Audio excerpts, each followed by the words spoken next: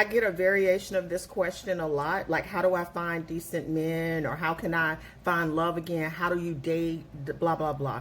I don't give relationship advice because I think that most men are horrible creatures. They're horrible human beings, and they only understand consequences. Most women are delusional, and they want to be picked and they want to be liked, and they're not willing to met out the level of consequence that is needed for a man to understand that he has wronged you.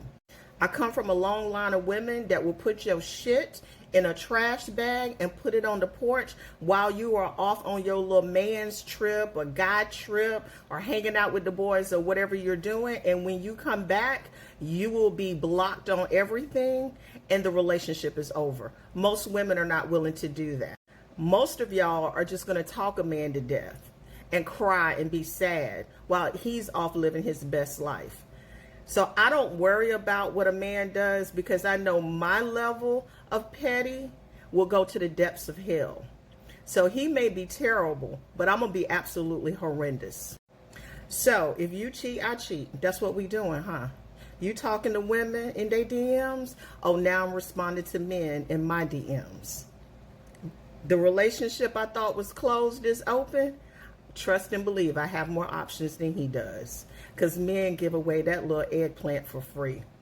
Most of y'all are not willing to do that.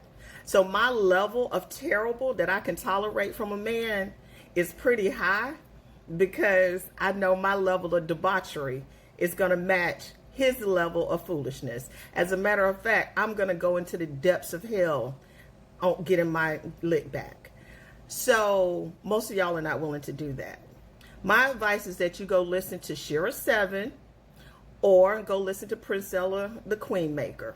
You don't have to do what they say, but they give you a clear picture of how men exist in the world. And then you can decide how you want to move.